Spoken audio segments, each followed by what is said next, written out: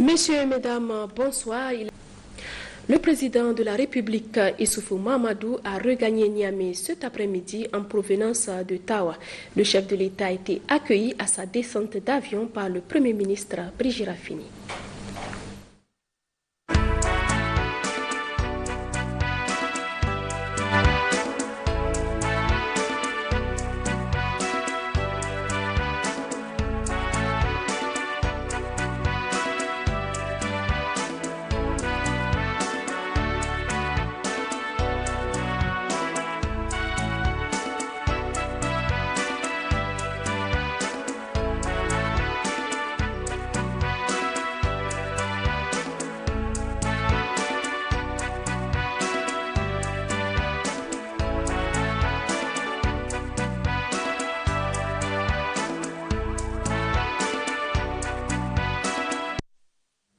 Dans la région de Tawa où il était ce matin, le président de la République, Issoufou Mahamadou, tout le long du parcours de Koloma à Tamaské, les populations sont sorties massivement pour l'accueillir. Ambiance des différentes étapes.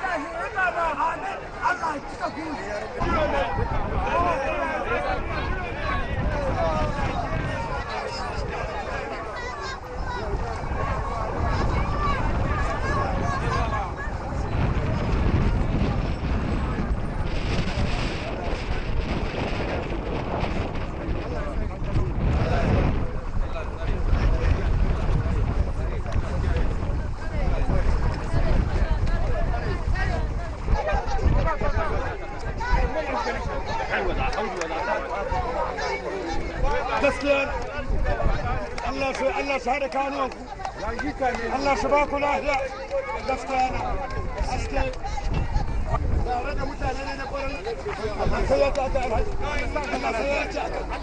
الله سيأتي الله سيأتي الله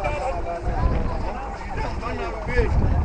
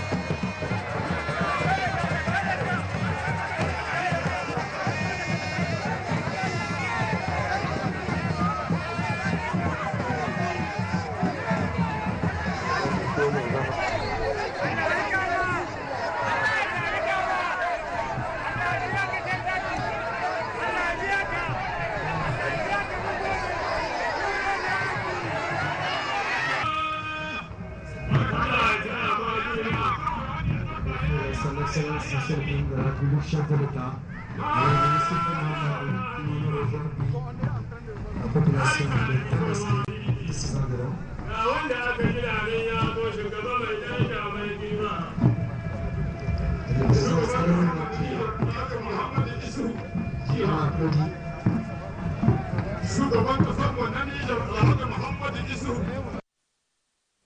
Le président de la République, chef de l'État Issoufou Mahamadou, a effectivement procédé ce matin dans la ville de Tamaské, région de Tawa, à l'inauguration de la route Madawa, Bouza, Keita, Tamaské et au lancement des travaux d'aménagement et de bitumage de la route Tamaské-Tawa et Tamaské-Mararaba. Les deux cérémonies se sont déroulées en présence des présidents des institutions de la République, des membres du gouvernement, des corps diplomatiques et des distingués invités. Amadou Issoufou, Lawali Yahya. Le calvaire qu'endurent les usagers de la route Tamaské-Tawa et Tamaské-Mararaba ne sera bientôt qu'un lointain souvenir. Comme il l'a fait récemment à Tanout et dans bien d'autres localités de notre pays, le président de la République a voulu offrir d'autres opportunités aux laborieuses populations de la zone. Tamaské, deux projets, deux initiatives, une seule vision, accélérer le désenclavement de cette localité à forte potentialité agro-pastorale.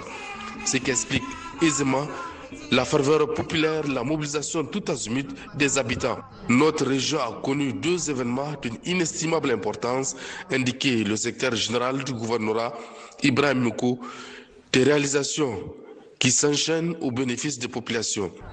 La route Tamaské-Tawa est le prolongement du tronçon Madawa-Tamaské qui passe par Bouza et Keta. Pour toutes les populations de ces départements, les réalisations faites et en cours constituent une bouffée d'oxygène qui vient relancer plusieurs secteurs de leur vie. En effet, les transports, tant de biens que de personnes, se trouvent désormais facilités en quantité et en qualité. C'est dire que ces tronçons qui vont désormais désenclaver la commune de Kalfou contribueront à booster de façon significative l'économie de la région. Au-delà, ce sont les conditions de vie des populations qui se trouveraient améliorées, un axe prioritaire du programme de renaissance de son Excellence Alaji Issoufou Mahamadou, président de la République, chef de l'État. Le représentant de la BAD au Niger a également évoqué les multiples retombées de cette voie avant de faire le point des investissements de son institution dans notre pays. Excellence, l'ambition des investissements et chantiers réalisés par le Niger sous votre présidence traduit votre grande vision qui fait du développement des infrastructures un axe majeur de votre programme de renaissance. Grâce à votre volonté politique infaillible et votre action résolue à relever tous les défis en rapport avec le développement accéléré de votre pays et l'épanouissement de ses populations, le Niger a accompli des résultats impressionnants dans la matérialisation de son développement infrastructurel. Grâce à cet important programme d'investissement dans les infrastructures, le Niger a été au cours de la décennie écoulée l'une des économies les plus dynamiques du continent, malgré un environnement difficile. Monsieur le Président, nous sommes tous impressionnés par les progrès significatifs réalisés par le Niger sous votre leadership inspiré.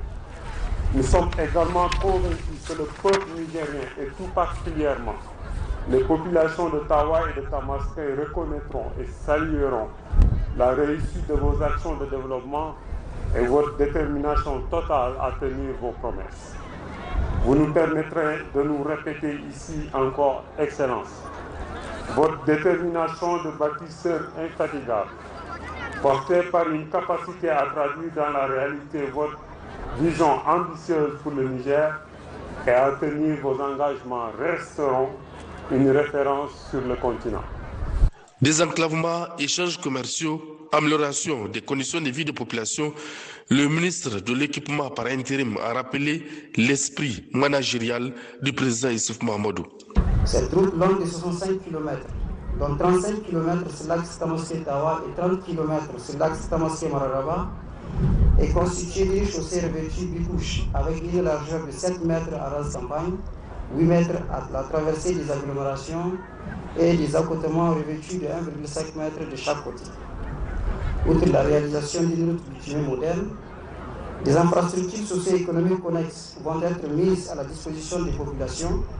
Il s'agira entre autres de l'éclairage solaire, des forages, des hangars de marché, des magasins de stockage, des salles de classe, des dispensaires, des latrines sensibles au genre. De plus, les femmes et les jeunes vont bénéficier d'activités de renforcement de leurs capacités économiques afin de réduire leur vulnérabilité et de renforcer leur résilience face aux chocs multiples et d'impacts divers. Le coût global de ces projets s'élève à environ 23,6 milliards, essentiellement financés par la Banque africaine de développement.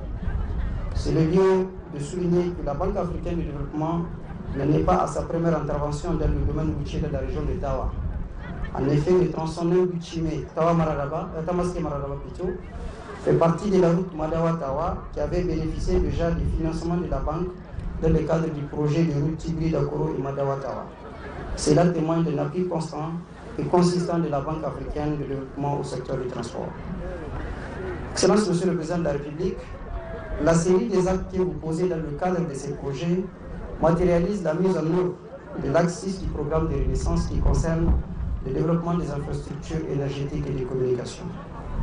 Ces infrastructures qui viennent d'être lancées et inaugurées prouvent votre ambition de créer les conditions de l'émergence de notre économie et le développement de notre pays.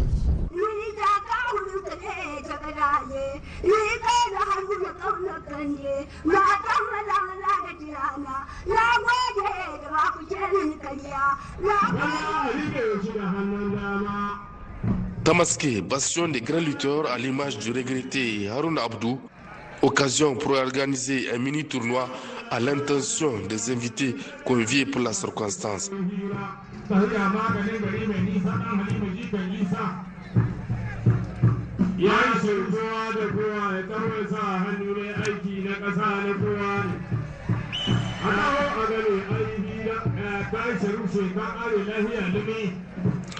Deux autres temps forts ont marqué la fin de la cérémonie, la coupure symbolique de ruban pour l'inauguration de la route Madawa-Bouza-Keta-Tamaské, suivi du dévoilement de deux plaques qui renseignent sur l'inauguration et le lancement des travaux d'aménagement et de bitumage de la route Tamaské-Tawa et Tamaské-Mararaba. Une autre promesse tenue qui a suscité l'engouement et la joie au sein de la population de cette commune et des alentours. Voici leur réaction avec James Didier, Lawalissini et Mahamadou Agoumou. En moins de 48 heures, la population de la ville de Tawa, celle de Madawa, Bouza, Keta et Tamaské vivent la ferveur de la fête pour avoir bénéficié d'importantes infrastructures réalisées et d'autres en cours de réalisation. Aussitôt une promesse tenue, une autre arrive. C'est l'objet de cette forte mobilisation de la commune de Tamaské qui consacre une double cérémonie, l'inauguration de la route bitumée Madawa, Bouza, Keta, Tamaské, couplée à la cérémonie du lancement de la construction de la route Tamaské-Mararaba, Tawa, d'importantes infrastructures routières pour désenclaver plusieurs localités à forte production agro-silvopastorale. Pour remercier le président de la République pour toutes ces réalisations et promesses tenues, la population est sortie massivement en manifestant toute sa joie et sa reconnaissance à l'endroit du président de la République pour cette énième promesse tenue.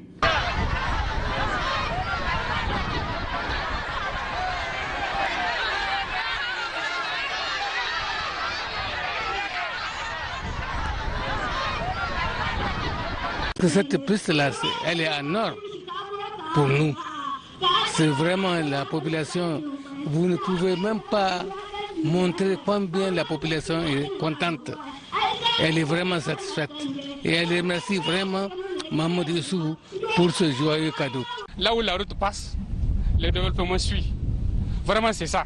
Et nous, Tamaské, c'est une commune qui produit beaucoup l'oignon. Et on a des difficultés à transporter l'oignon ou à les revendre à l'extérieur, vu l'état de notre route.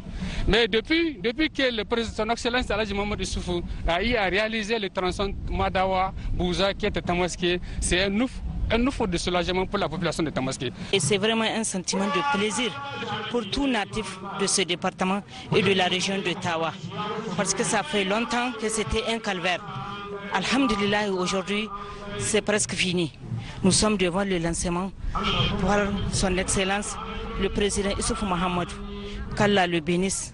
Mes sentiments sont de fierté et de contentement. Et je suis très content de voir réaliser cette œuvre très gigantesque qui a coûté très cher.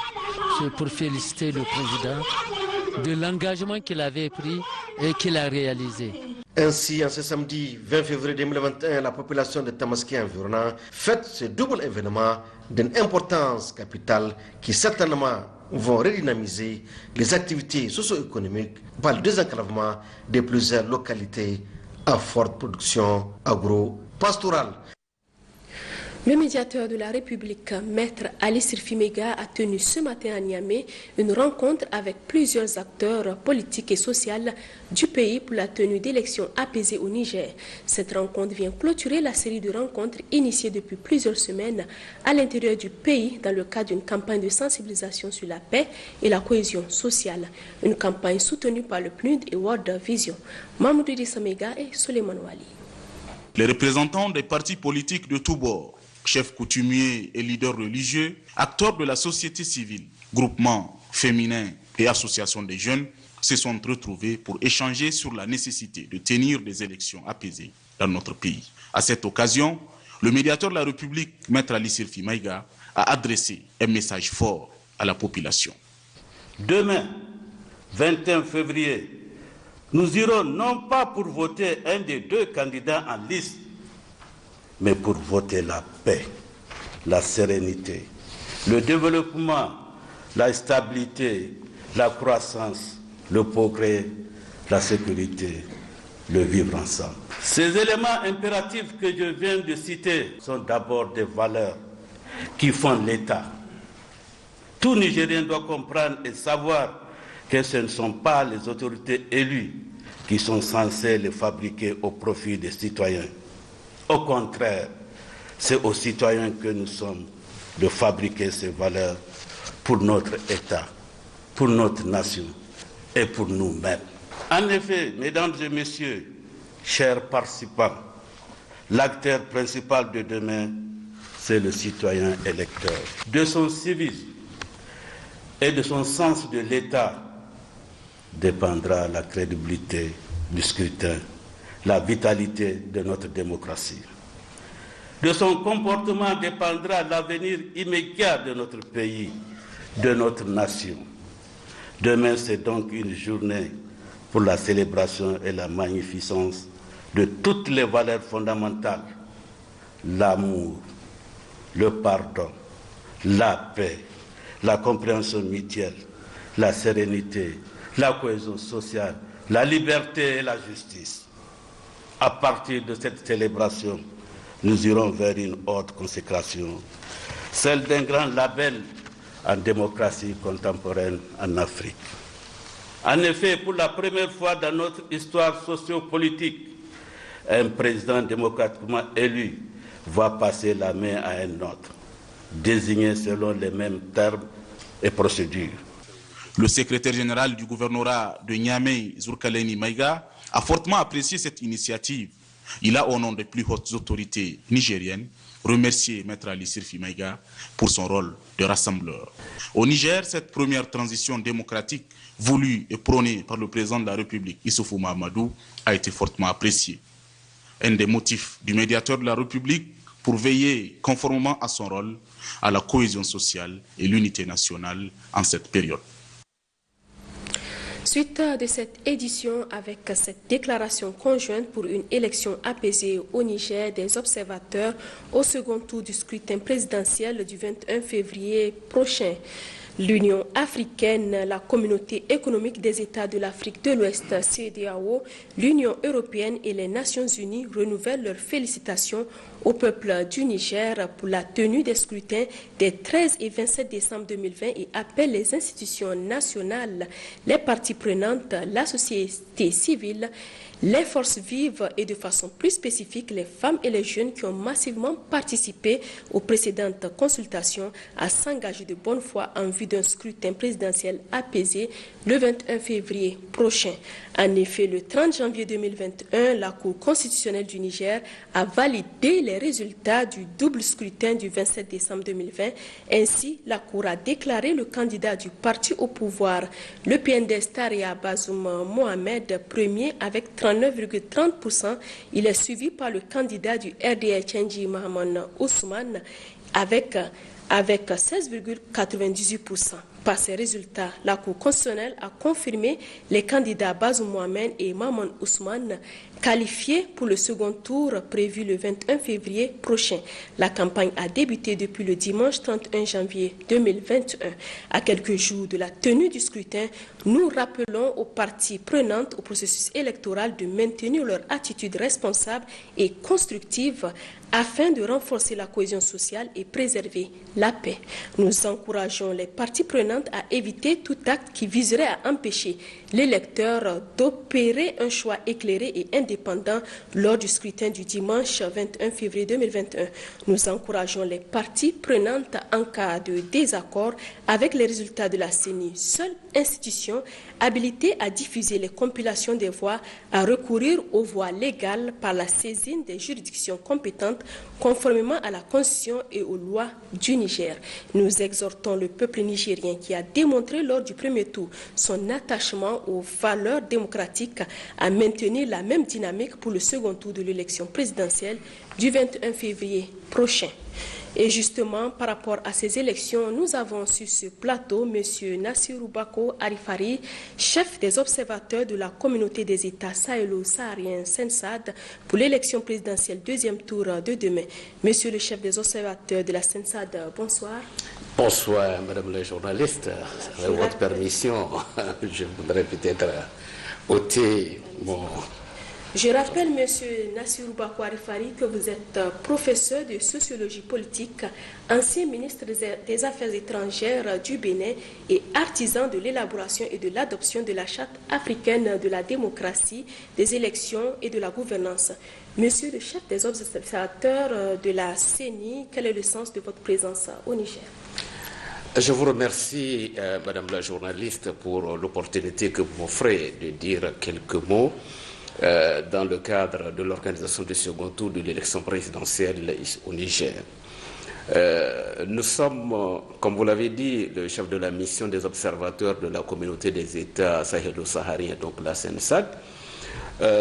Nous sommes présents ici pour être témoins et observateurs d'un événement majeur dans l'histoire contemporaine du Niger, l'organisation d'un scrutin qui devra présider à une alternance au pouvoir pacifique entre un président démocratiquement élu, aujourd'hui sortant, et un président démocratiquement élu entrant.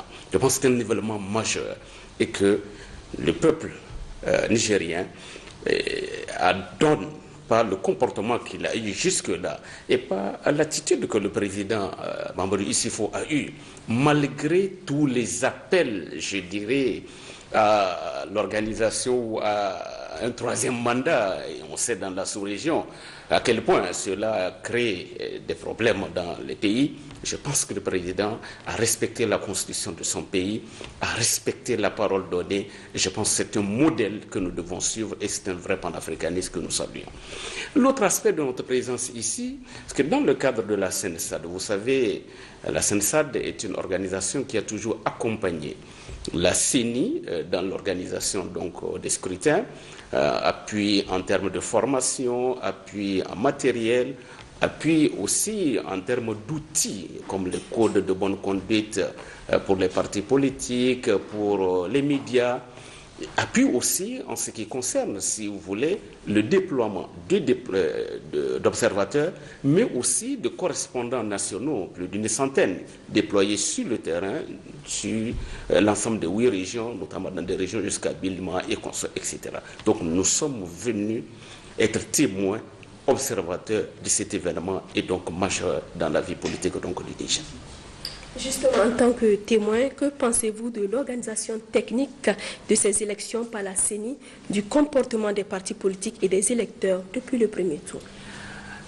Nous avons eu l'occasion de rencontrer un certain nombre d'acteurs, aussi bien institutionnels. Donc nous avons eu des échanges avec la CENI, nous avons eu des rencontres avec, je dirais, les différentes parties prenantes, notamment la direction de campagne du candidat Maman Ousmane. Nous avons eu aussi des rencontres avec la direction de campagne du candidat Mohamed Bazoum. Nous avons eu des rencontres avec le ministre de l'Intérieur. Nous avons eu également des rencontres avec le Conseil supérieur de la communication pour nous enquérir, si vous voulez, des conditions d'organisation de ce scrutin.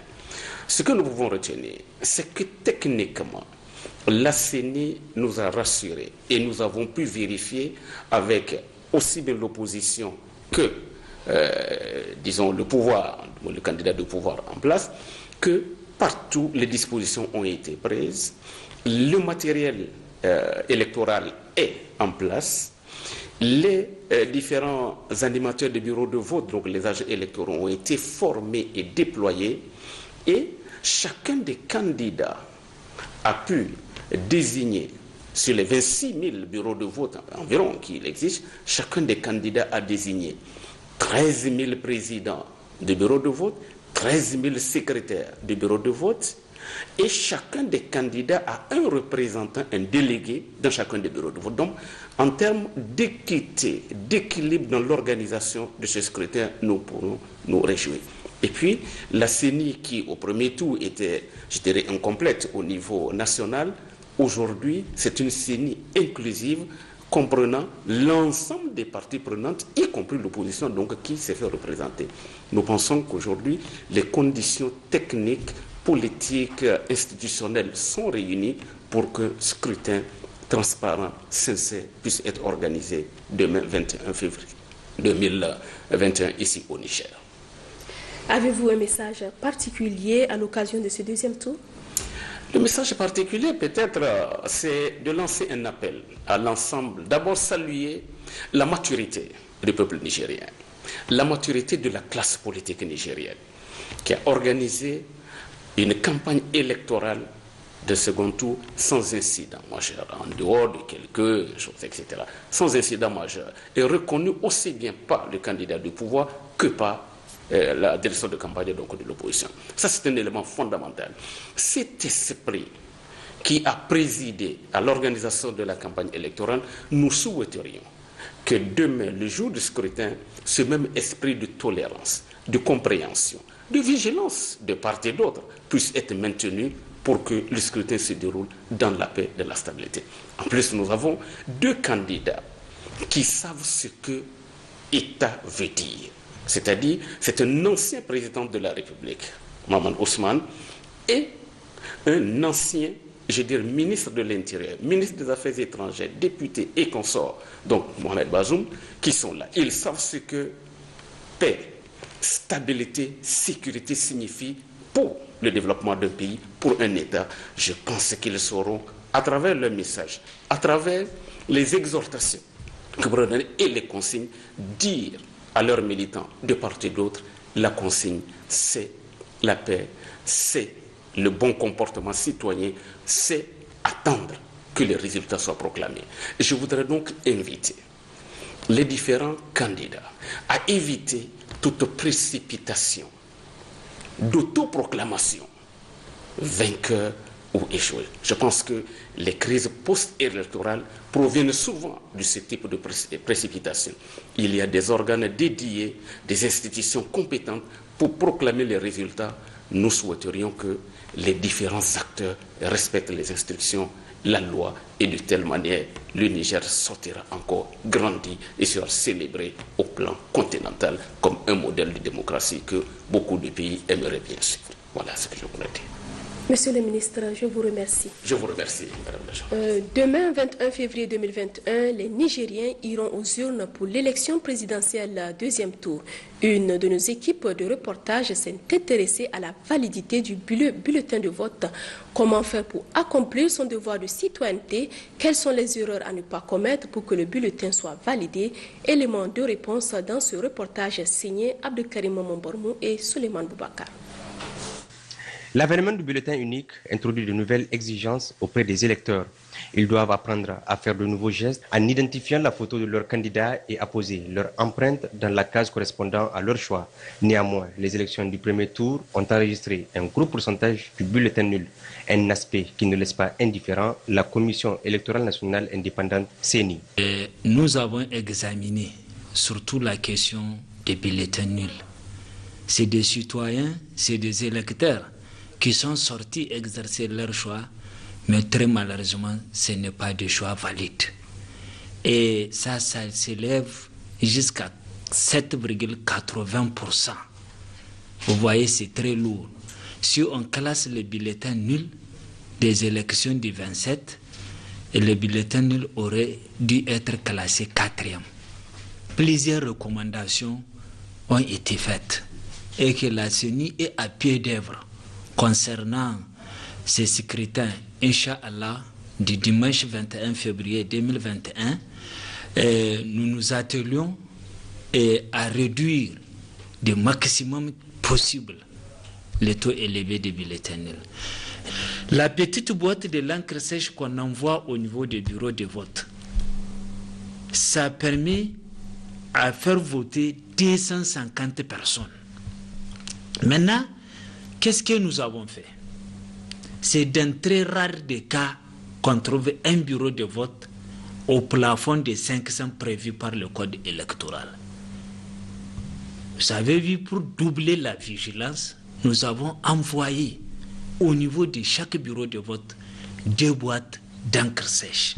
Outre les dispositions prises par la CENI à l'endroit des membres du bureau de vote, d'autres dispositions ont été prises également à l'endroit des électeurs pour que ces derniers puissent accomplir leurs droits civiques. Pendant les scrutins du 27 décembre, nous avons envoyé des équipes sur le terrain pour enquêter. Quand ils ont mené des enquêtes, c'est pourquoi vous avez constaté que les candidats sont alignés verticalement. Maintenant, il ressort de cette enquête que 90% des électeurs nigériens plient leur bulletin comme ça. Le risque est encore assez réduit. Parce que si vous mettez ici, et ça c'est la photo de votre candidat, ici c'est son logo, ça c'est la photo de l'autre candidat, ici c'est son logo, quand vous pliez encore, ça retourne sur la photo et le logo du même candidat. Ça ne va pas toucher l'autre candidat. Et c'est par la suite que les électeurs font comme ça pour mettre dans l'urne. Nous avons aussi dit que les deuxièmes assesseurs procèdent au prépli des bulletins. Donc, ils vont trouver l'électeur, il va trouver les bulletins avec un prépli comme ça, mais c'est ouvert. C'est à lui de prendre pour reprendre les plis. C'est ce que nous appelons les préplis. Donc, tout ça là, parce que ça nous perturbe en tant qu'une commission électorale hautement responsable de conduire le processus électoral, de se retrouver en face de bulletins élevés, surtout des bulletins nuls. Avec ces dispositions, la CENI entend réduire le pourcentage des bulletins nuls enregistrés lors des élections du premier tour passé et lance un appel à l'endroit des populations du pays pour des élections apaisées, car c'est le Niger avant tout. Avant de poursuivre ce journal, notez que vous aurez en partie magazine la conférence de presse du président de la CENI sur le processus électoral et les dispositions prises pour organiser ce deuxième tour de la présidentielle. Suite de cette édition, dans le cadre des élections présidentielles deuxième tour du 21 février 2021 prochain, le gouverneur de la région de Tillabéri a effectué une série de visites pour sensibiliser les populations sur la paix dans les communes de Tillabéri et de Koutei et pour constater les préparatifs des élections. Compte rendu, Bada Salamatou et Ousmane Sani Abdou. La première étape de cette série de visites a conduit le gouverneur de la région et toute la délégation qui l'accompagne au bureau de la commission électorale nationale indépendante de la commune urbaine de Tillabéri et à l'école normale où se tient la formation des membres du bureau de vote. Même chose dans la commune rurale de Koutei. Partout où il est passé, Tijani Ibrahim Kachala a eu à échanger avec les présidents CENI des différentes communes visitées sur les préparatifs des élections présidentielles deuxième tour qui se tiendront le 21 février 2021. D'amples explications lui ont été données sur toutes les dispositions prises. Une innovation pour ce vote, l'instauration des fiches de pointage permettant d'avoir une idée du nombre de femmes et d'hommes ayant voté. Le gouverneur a aussi tenu à féliciter et à encourager les membres des bureaux de vote à Tillabéri comme à Sansani Hausa avant de leur prodiguer des sages conseils sur le respect strict du code électoral pour des élections libres, transparentes et apaisées. Nous avons constaté au niveau des deux communes, de Tillabéri et de Koutei, que le colisage des urnes est déjà fait. Les membres du bureau de vote sont en formation et tout ceci nous rassure que toutes les dispositions sont prises pour une élection transparente et apaisée. Et la particularité de ce deuxième tour est que dans chaque bureau de vote, il y aura 2 rangées, une rangée pour les femmes et une rangée pour les hommes, pour une équité dans le vote. Je voudrais saisir cette occasion quand même pour féliciter, encourager la CENI pour avoir pris toutes ces dispositions pour que ces élections tant attendues soient véritablement une réussite. En ce qui nous concerne au niveau régional, que les dispositions sécuritaires sont en train d'être prises pour que tous les bureaux de vote dans des zones d'insécurité soient supervisés par la sécurité pour que la population puisse exercer ses droits civiques dans la quiétude, dans la paix, la sérénité. Le gouverneur de la région Tijani Ibrahim Kachala a enfin exhorté tous les concernés à travailler dans la sérénité et dans la transparence afin de permettre le déroulement normal des scrutins. Le président du Conseil supérieur de la communication rappelle aux médias publics et privés que conformément aux dispositions du code électoral, la campagne électorale pour l'élection présidentielle deuxième tour du 21 février 2021 est ouverte le vendredi 29 janvier à 0h et close le vendredi 19 février 2021 à minuit. Toute propagande électorale sur les médias publics et privés en dehors de la période ainsi fixée est interdite. Par conséquent, le président du CSE appelle tous les médias à une stricte observance de ces dispositions. Prière collective hier vendredi dans le village de Tombo-Barké, commune rurale de Kargibongo, département de Dosso. Objectif, implorer Allah le Tout-Puissant pour que les élections se tiennent dans un climat apaisé. C'était en présence du secrétaire général de la région. Précision, Issa Saleh Harissou Garba.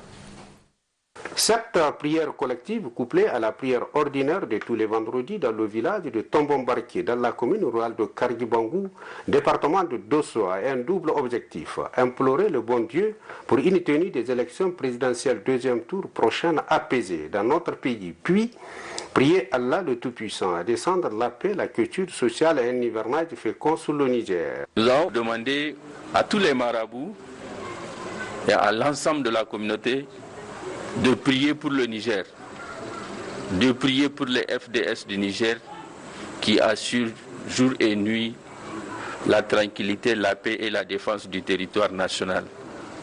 Nous avons aussi demandé à tous les marabouts, à l'ensemble de la communauté, de prier pour que les élections deuxième tour du 21 février se passent bien, se passent dans la paix, se passent dans la tranquillité et dans une situation très apaisée. Et qu'au finish, on sorte avec des résultats crédibles, avec un président choisi par tous les Nigériens. C'est cela le souhait de toutes les plus hautes autorités du Niger. C'est aussi cela notre souhait en tant qu'autorité régionale. Tant qu'auparavant, après la Houtouba et les 2 rak'at, le tout dans une mosquée flambant neuve est construite gracieusement par un ressortissant nigérien, M. Bakange Seydou, de passage dans le village, intervient une fatia pour que le bon Dieu accorde son pardon et sa clémence à notre pays, puis descende une fois de plus la paix, la quiétude sociale et un hivernage fécond sur le Niger, et que les élections prochaines dans notre pays soient apaisées. Amin. Amin. La Commission électorale nationale indépendante CENI a initié cet après-midi à Niamey une caravane de sensibilisation. Une caravane qui a sillonné les artères de la capitale en vue des élections apaisées au Niger. Le point avec Abdelkarim Mombormou et Suleiman Boubacar. Mon Niger avant tout, non à la violence, j'opte pour des élections apaisées. C'est sous ce slogan que cette caravane de sensibilisation a sillonné les artères de la capitale de la ville de Niamey. Une initiative de la Commission électorale nationale indépendante CENI en collaboration avec ADAX Communication et d'autres partenaires. Cette caravane a été organisée par ADAX Communication qui est accompagnée par ces jeunes du club ADAX Rollers et de No Limit Generation. c'est en partenariat, comme vous le savez, avec la CENI et aussi IFES de l'USAID. C'est avec leur financement que nous réalisons la caravane de ce soir qui a débuté à partir du stade général Sénikounché. Nous avons fait le premier échangeur. Après, on a descendu vers Bukoti. Après Bukoti, on a retrouvé le rond-point Laco, qui est aussi à notre échangeur. Du rond-point Laco, nous sommes actuellement à la place Toumont. De là, nous allons continuer jusqu'à Harobanda. Après Harobanda, nous allons revenir vers le premier pont, descendre au niveau du palais de congrès, le rond-point Justice, rond-point Enam et regagner le stade pour une animation sur place. Sur les élections de la paix et sans violence. Cette caravane, vous savez, les gens sont venus nous voir, ils ont initié et nous, on a vite compris et on a accepté vraiment leurs propositions parce que vous savez que la majorité des Nigériens, c'est des jeunes. Donc, vous voyez que ça attire vraiment les jeunes et ils font de la musique, de la sensibilisation vraiment pour des élections apaisées. Vous savez, les jeunes, comme je vous ai dit, c'est une frange très importante de la population et c'est les jeunes qui savent passer les messages entre eux jeunes. Donc, c'est pourquoi vraiment cette équipe de ADAX-là, vraiment nous travaillons avec elle parce qu'ils nous font des bonnes propositions, comme je l'ai dit tout à l'heure, et vraiment ça nous agrée et nous souhaitons vraiment que les élections se passent aussi bien que la première fois. Demain, 21 février 2021, les Nigériens iront aux urnes pour accomplir leurs droits civiques. Une occasion saisie par la CENI de vulgariser ce slogan « Mon Niger avant tout, non à la violence, j'opte pour des élections apaisées ». Suite de cette édition, la Maison de la Culture Leïa d'Agadez a servi de cadre ce matin aux femmes du réseau des femmes de l'espace CEDEAO Paix et Sécurité de la région à une déclaration dans laquelle elles appellent les différents acteurs politiques à une élection apaisée. Compte rendu Diallo Abdou-Jalil et Mahamadou Adamou. En médiatrice pour la paix, ces femmes de toutes les sensibilités regroupées au sein du réseau paix et sécurité de l'espace CEDEAO de la région d'Agadez ont, avant de livrer le message de leur déclaration, procédé à une analyse de la situation sociopolitique du Niger.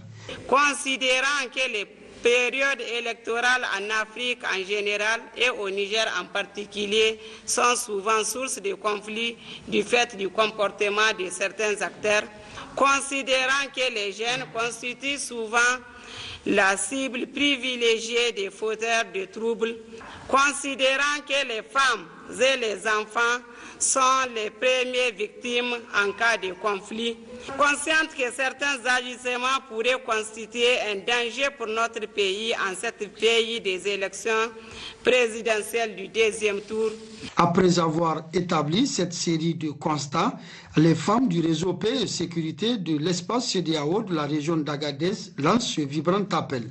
Nous lançons un appel à l'endroit des acteurs de la chaîne électorale de respecter scrupuleusement les dispositions légales en matière d'élection et de bannir toute forme de violence comme mode de règlement.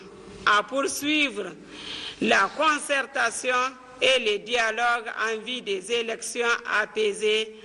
Enfin, nous lançons un appel pressant à l'ensemble de la classe politique nigérienne pour un sursaut politique, aux leaders religieux et coutumiers et à tous les fils et filles du Niger d'intensifier les prières et les invocations pour une paix durable dans notre pays. À tous les médias d'accompagner le processus électoral avec professionnalisme.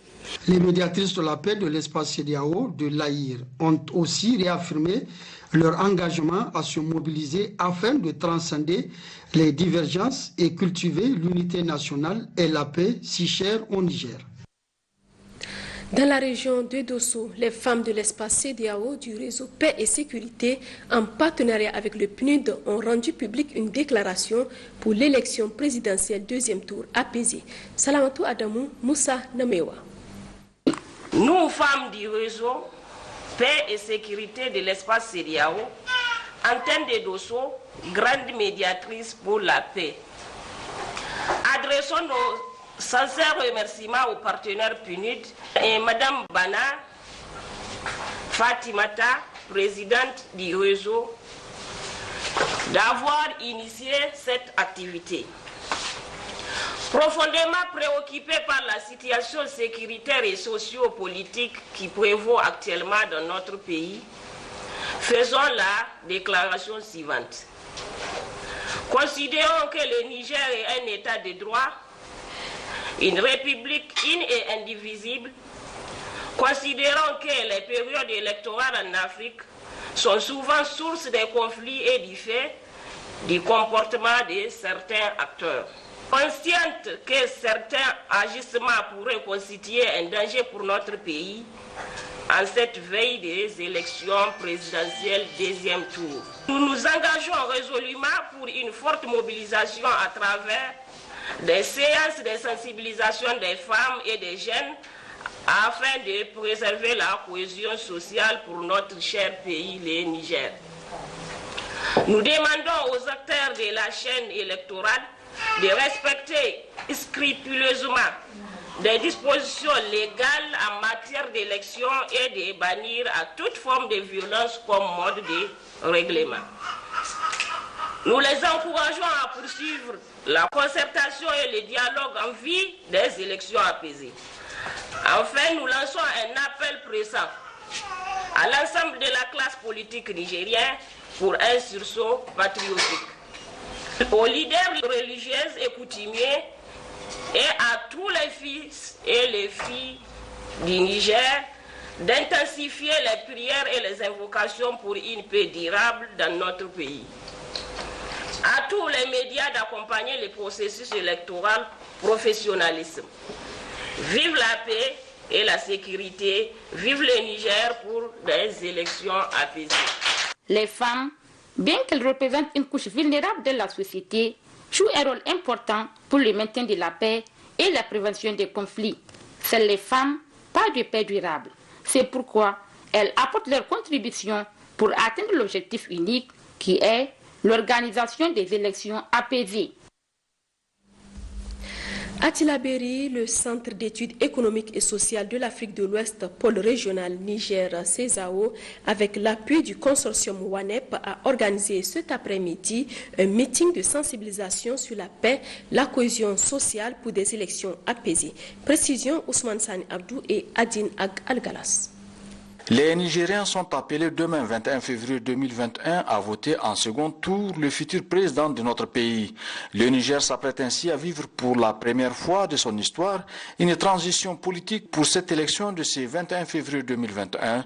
Plusieurs appels à l'apaisement et au dialogue ont-ils été lancés par différents acteurs que sont les femmes, les sages, les organisations de la société civile ainsi que par les partenaires de notre pays. C'est dans cette optique que le Centre d'études économiques et sociales pour l'Afrique de l'Ouest, CESAO, pôle régional Niger, avec l'appui de l'Union européenne à travers le consortium pour la paix WANEP, s'est aussi proposé de conduire des activités de sensibilisation des femmes, des jeunes, des leaders d'opinion et autres acteurs pour qu'ils se soucient davantage de l'instauration d'un climat apaisé pendant et après la période électorale. Ici à Tillabéri, au niveau du quartier Amir Oukwara ou Tilekaina, comme dans le reste des localités visitées, les messages véhiculés ont porté essentiellement sur l'importance de la paix pour une communauté et un pays, cohésion sociale et développement communautaire, élection, paix et conflits, les droits et devoirs des citoyens en période électorale et les procédures et opérations de vote. Devant un public venu nombreux mais aussi attentif, toutes ces thématiques ont été développées par les membres de la mission. Il faut noter que le choix de ces thèmes trouve son importance dans les exemples des pays qui entourent notre pays ou encore des exemples vécus chez nous, à Difa ou ici à Tillabéri, où l'insécurité nous fait vivre des dures épreuves. Nous tenons du fond du cœur en tant que communauté locale à remercier l'ONG qui a compris qu'en cette veille des élections, la paix elle est importante. Elle est importante, donc tout ce que nous avons comme richesse, c'est la paix. Donc ils ont invité la communauté en tout cas pour faire un échange. Donc il est temps de conscientiser la jeunesse quant à leur rôle, en tout cas d'être des relais, des vecteurs de paix, parce que tout ce que nous avons c'est la paix. Je m'adresse surtout à la jeunesse de faire très attention, surtout au niveau des réseaux sociaux. Ces derniers temps, la jeunesse est manipulée et utilisée sur les réseaux sociaux. Ce que nous voyons n'est pas du tout bon. Donc vraiment, j'invite les uns et les autres, chacun à apporter sa contribution quant à la consolidation de la paix et quant à la tenue des élections libres, transparentes et qui seront acceptées de toutes les parties. En tout état de cause, les uns et les autres ont pris l'engagement de faire en sorte que la paix règne pendant et après ce scrutin, pour l'intérêt bien compris de nous tous au Niger. Aujourd'hui, veille du deuxième tour de l'élection présidentielle, le Parti de Libération et d'Unité, PLU-JAMIA, a rendu publique une déclaration. Dans cette déclaration, les leaders de ce parti exhortent les Nigériens à observer une fois de plus un comportement exemplaire pour que règne la paix et la stabilité dans notre pays. La teneur de cette déclaration avec Issa Katondi, secrétaire général du parti. Nigériennes, Nigériens, mes chers compatriotes, après le premier tour des présidentielles qui s'était passé dans le calme et la sérénité, demain, dimanche 21 février, interviendra, Inch'Allah, le deuxième tour.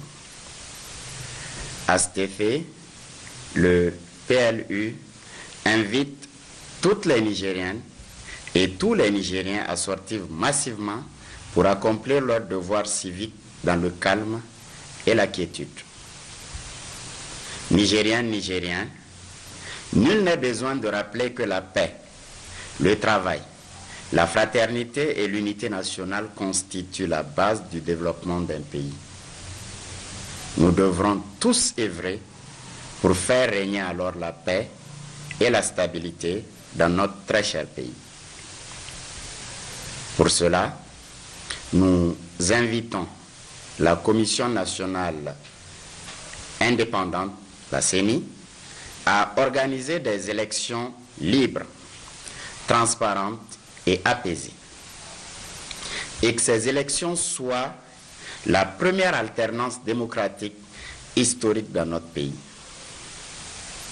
Nous rendons également un hommage mérité au peuple nigérien qui a toujours su faire preuve de dialogue, de tolérance, afin de conserver la quiétude et la cohésion nationale, véritable expression d'un patriotisme mûr.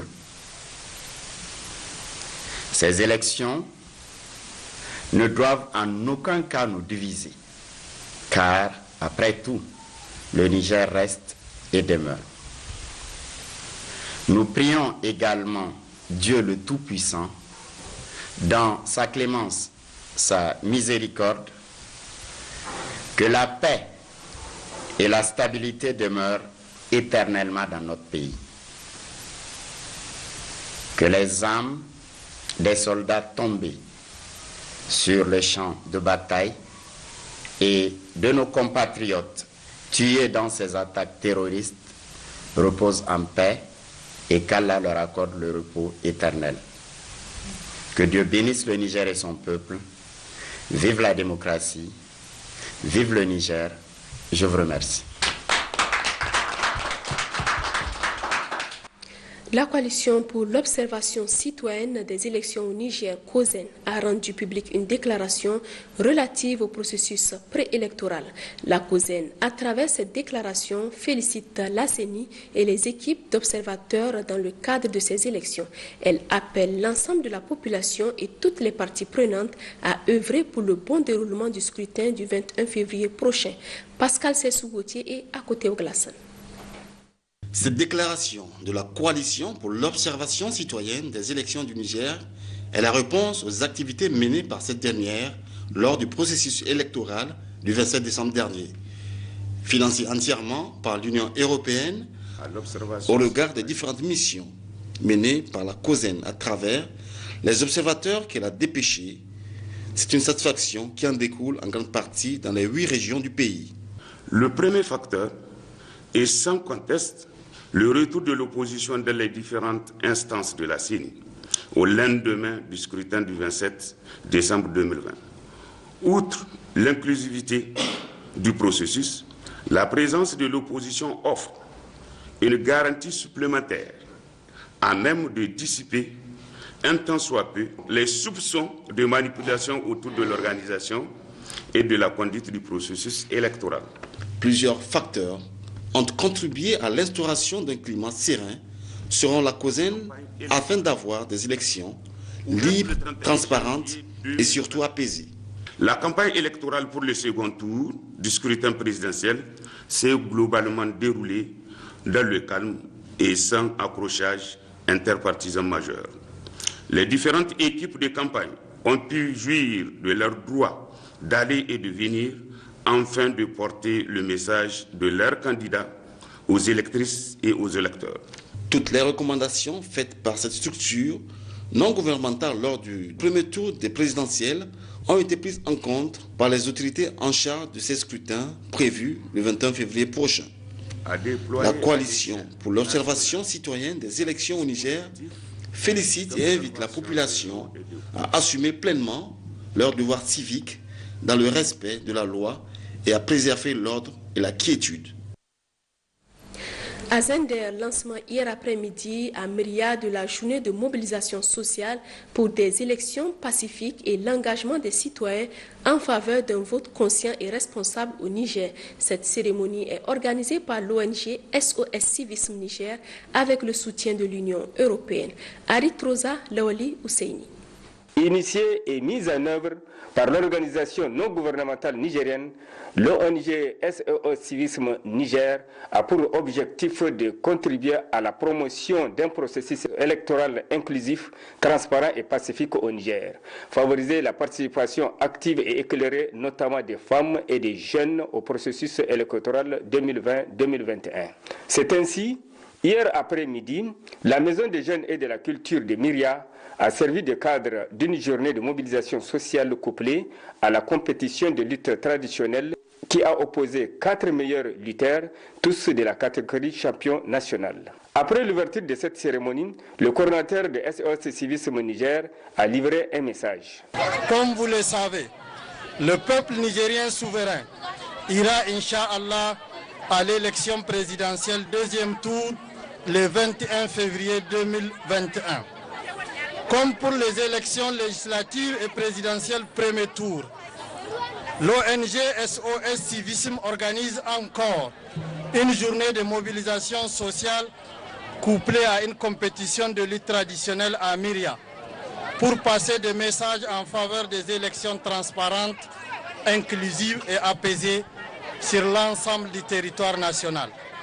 Cet exercice démocratique auquel les Nigériens seront soumis le 21 février 2021, nous devons individuellement et collectivement le réussir dans la paix, la sérénité et la fraternité. À cette occasion, tous les électeurs, notamment les femmes et les jeunes, doivent sortir exercer leur droit de vote, mais aussi accomplir leurs devoirs civiques en votant en âme et conscience les candidats de leur choix.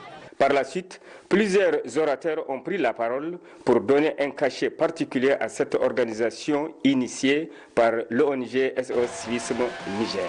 Enfin, à l'issue du combat, Aïbo Hassan de Maradi prend la première place avec une enveloppe de 200 000 francs. Tassiou Sani de Zender, deuxième place, a reçu une enveloppe de 100 000 francs. Ishakou Moussa de Dosso et Abdou Tantela de Zender décrochent la troisième place ex aequo où ils ont partagé des enveloppes de la troisième et quatrième place.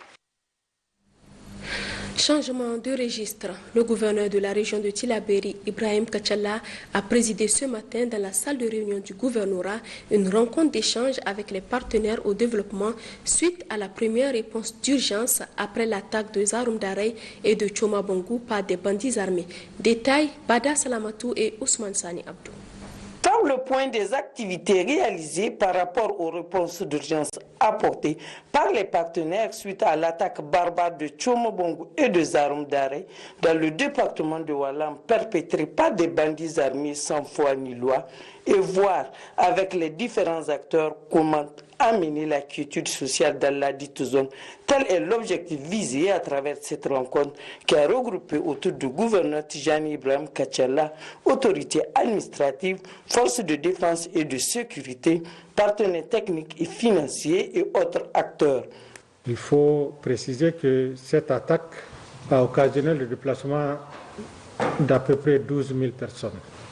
Mais sous votre clairvoyance, sous votre impulsion, sous votre détermination, vous avez pu quand même prendre en charge pour une durée de 3 mois ces personnes. Et nous souhaiterons que cette assistance de 3 mois qui va peut-être expirer en fin février et que nous demandons à certains d'entre vous qu'ils en disposent des moyens pour prendre le relais. Cette réunion, nous l'avons convoquée pour véritablement savoir à quel stade vous pouvez continuer à prendre en charge cette population en détresse. Peu après le mot introductif du gouverneur de la région, Claudine Joseph, coordinatrice OCHA, a axé son exposé sur la situation bilan de tout ce qui a été fait à titre de première réponse d'urgence apportée par tous les partenaires au titre de la région de Tillabéri. Des contraintes majeures ont été aussi évoquées. Les échanges ayant suivi ont permis aux différents partenaires, chacun dans sa sphère de compétences, de s'impliquer pleinement. Mais la question sécuritaire s'est posée avec acuité et qui du coup constitue un frein aux activités menées et à l'épanouissement des paisibles citoyens.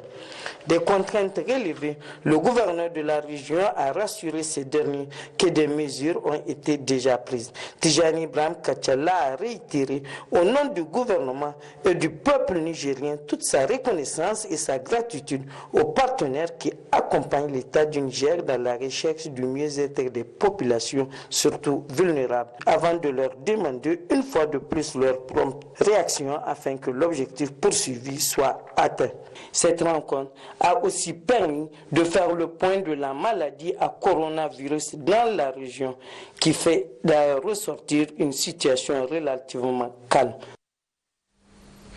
Coup de filet de la police nationale à Zender, la direction régionale de la police vient de présenter ce samedi au gouverneur de la région une bande de délinquants, en majorité des collégiens, dont la dernière opération a coûté la vie à une personne, Maman Lawali Chilo et Lawali Ousseini. C'est la direction régionale de la police judiciaire de Zender qui a servi de cadre à cette cérémonie de présentation d'une moisson constituée de délinquants primaires, une bande qui opère dans la ville de Zender, dont le dernier acte remonte à la nuit du 12 au 13 février dernier, où une boutique a été défoncée et pillée, une opération qui s'est soldée par la mort d'un des 3 occupants de cette boutique. La dernière opération qu'ils ont faite, il y a un peu moins d'une dizaine de jours, ils se sont organisés pour aller défoncer une boutique, avec l'intention naturellement de voler. Il se trouve que à l'intérieur de la boutique, ils ont trouvé 3 jeunes hommes.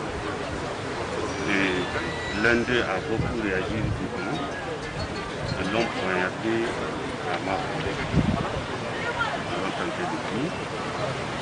Mais comme toujours, nos forces de défense et de sécurité, notamment la police DFS, s'est saisie du dossier. Et en peu de temps, tous les acteurs ont été pris.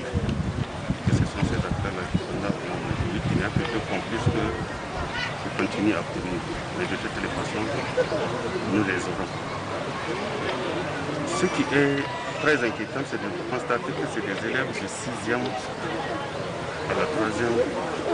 Pour le reste, encore une fois, nous allons féliciter les éléments des FDS, notamment la police judiciaire, qui, à chaque fois qu'il y ait des événements de ce genre, s'est déployé pour retrouver les auteurs. Au nom du président de la République et du gouvernement, je les félicite et les encourage. Nous ne pouvons jamais finir à chaque fois que nous venons dans ce genre de choses pour encore appeler les parents et la population à la collaboration. Occasion, une fois de plus, au gouverneur de la région des Anders, Issa Moussa, pour exhorter la population à une bonne collaboration avec les forces de défense et de sécurité afin de mettre hors d'état de nuire les malfaiteurs. Revenons à Niamey où le directeur général de la Banque agricole du Niger, Bagri, à la tête de son personnel, a remis ce matin un don aux responsables de l'hôpital Poudrière. Ce don est composé de produits contre le paludisme et la Covid-19 et est estimé à une valeur de 5 millions de francs CFA. Loli Moutarime Nassara, Hamidou Abdoulaye. Cette activité s'inscrit dans le cadre de la célébration du 10e anniversaire de la Bagri. Avec une valeur estimée à 5 millions de francs CFA, ce don est destiné aux patients de l'hôpital Poudrière. Il est composé de produits antipaludéens pour femmes et enfants et des produits contre la pandémie du Covid-19. Selon le directeur général de la Bagri, ces dons émanent de la dimension sociale de l'entreprise d'être aux côtés des populations. Dans le contexte particulier de la pandémie de la Covid-19, nous ne pouvons pas ne pas faire un geste à l'endroit des systèmes sanitaires, les gestes aussi modestes soient-ils. Et c'est avec plaisir que nous vous offrons ce modeste amour. Pour le représentant de la directrice de l'hôpital, ce don ira directement aux bénéficiaires. Il a enfin remercié les responsables de cette institution bancaire pour ce geste louable. En leur souhaitant vraiment bon anniversaire, nous les remercions vraiment de ce geste. C'est l'occasion de faire appel aussi à d'autres structures pour qu'ils emboîtent le pas à la Bagri. Nous vous assurons que vraiment ces produits vont faire l'objet d'un usage rationnel. En 10 années d'existence et avec tous les succès enregistrés, la Bagri se taille aujourd'hui une place de choix et devient la référence dans son domaine d'activité.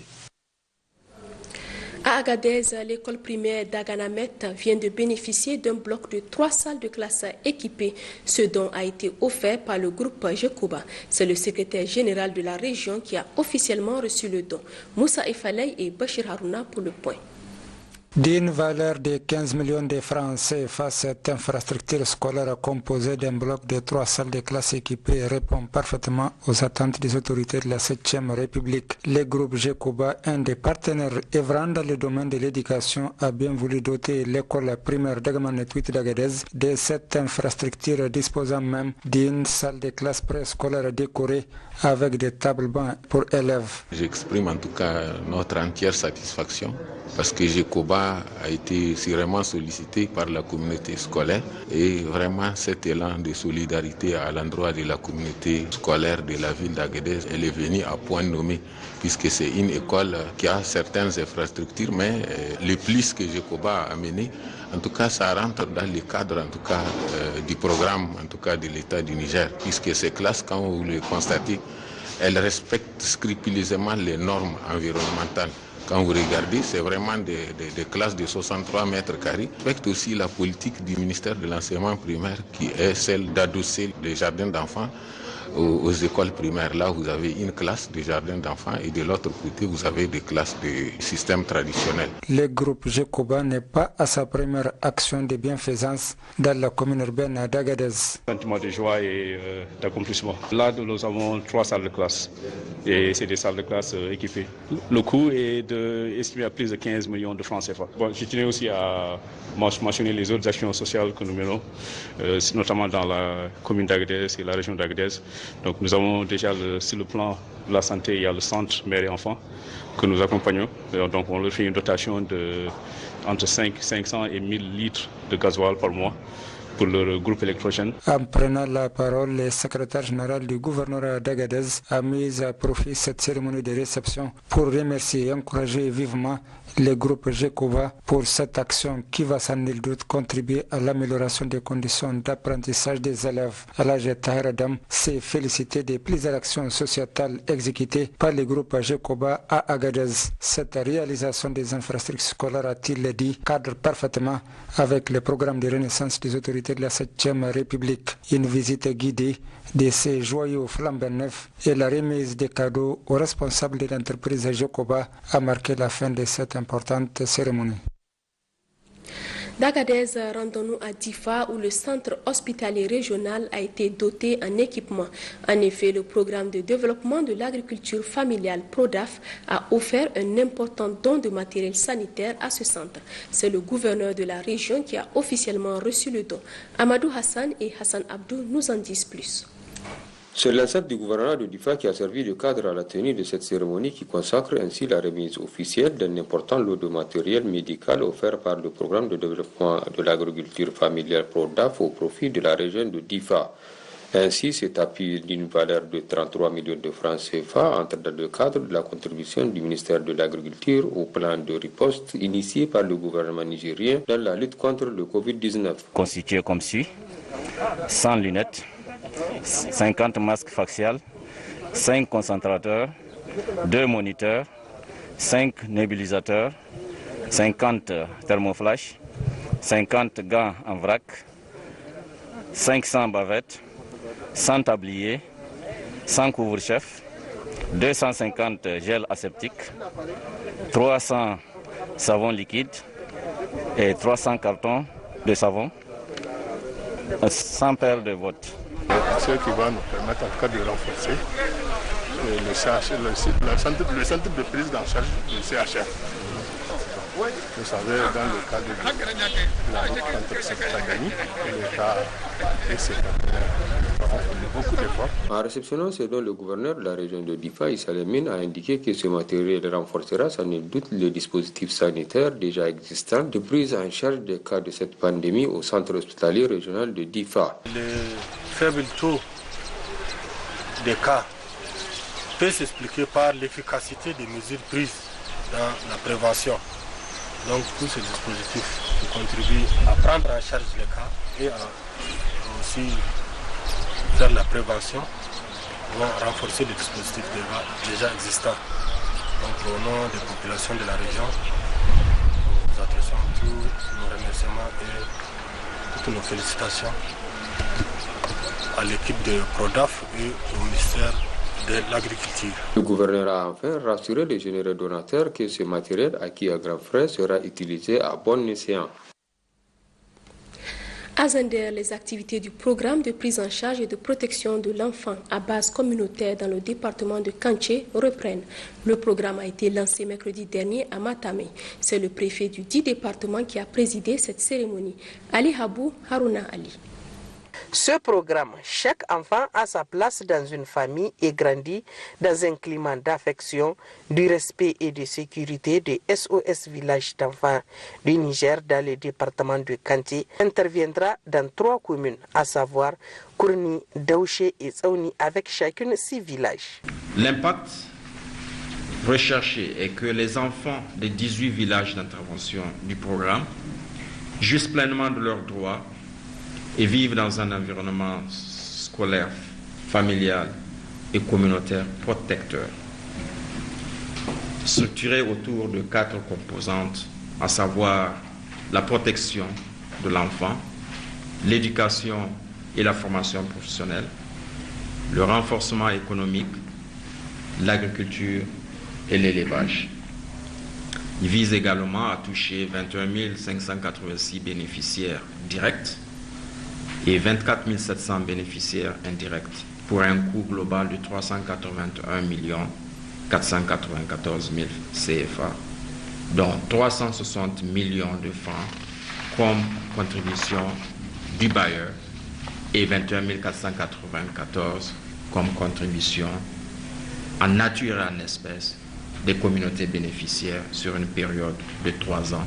Prononçant le discours de lancement, le préfet de Kanté dira que la raison de ce programme est d'apporter une réponse communautaire aux problèmes de protection et de prise en charge des enfants dans le département de Kanté à cause de la migration féminine qui fait drainer beaucoup d'enfants en direction de l'Algérie, la Libye, la Côte d'Ivoire, entre autres. Ce programme vient alors compléter les efforts du gouvernement dans les réponses appropriées aux défis majeurs auxquels le Niger fait face et qui entravent son développement économique et social.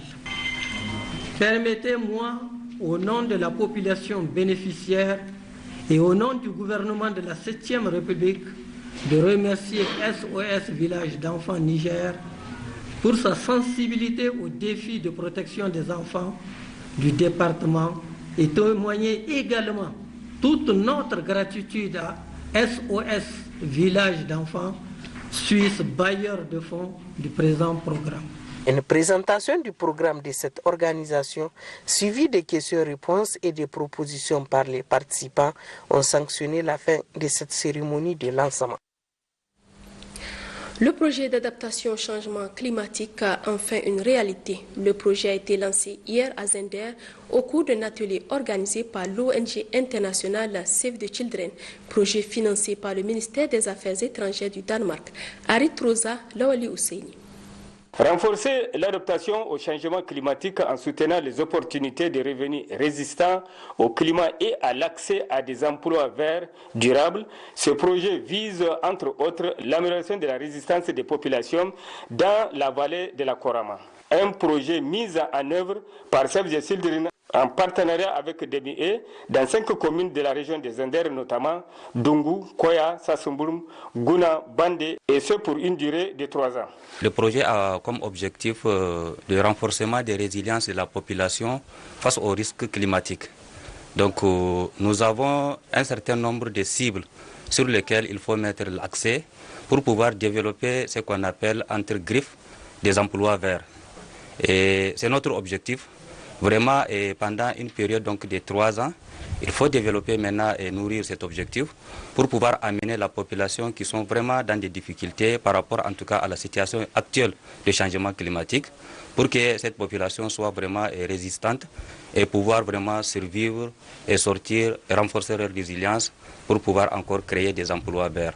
Pour les représentants du gouverneur de la région des Zender, ce projet vient à point nommé.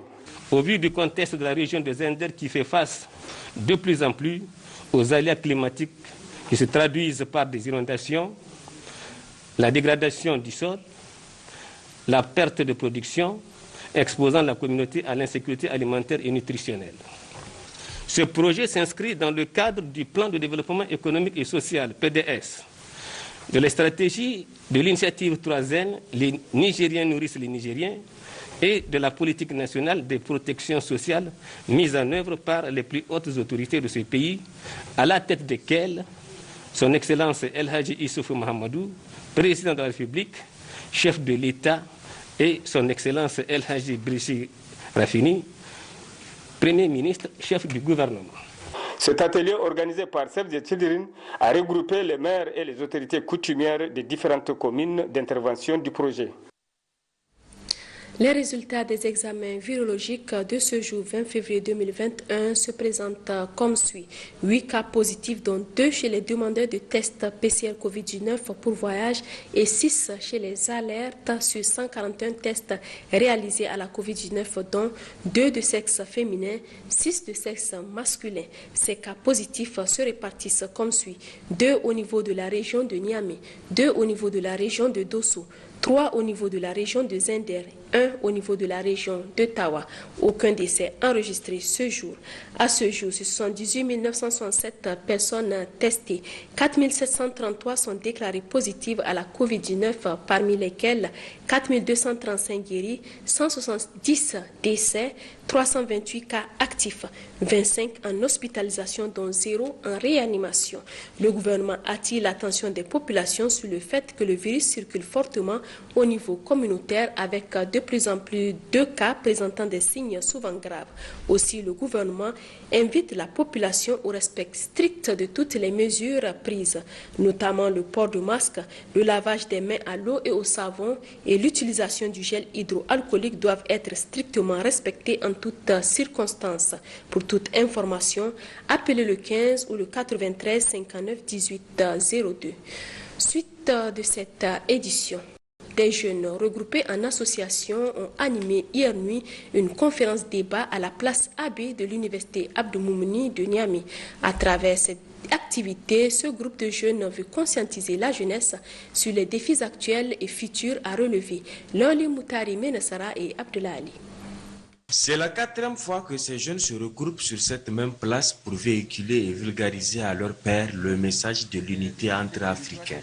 Panafricaniste des cheveux aux orteils, ce groupe de jeunes se veut comme le messager chargé d'inculquer à la jeunesse africaine des 4 coins du continent les valeurs des icônes africaines ayant marqué l'histoire. Après l'hymne national du Niger et celui de l'Union africaine, l'assistance a suivi une projection vidéo d'un film sur l'association. Un film qui retrace la naissance et les activités de ces jeunes. Ce après quoi le président de cette structure a pris la parole pour remercier le public avant de l'édifier sur le thème de cette année qui porte sur les élections de l'année 2020-2021 qui ont marqué la situation sociopolitique de nombreux pays africains. Un large exposé a ensuite été développé par les invités qui ont pris la parole pour expliquer de long en large certains concepts relatifs à la colonisation, au premier mouvement anti-impérialiste et à l'indépendance des pays africains. Notons enfin que l'association des héritiers pour l'appui à l'agenda 2063 est une structure composée essentiellement de jeunes ambitieux pour un changement en Afrique.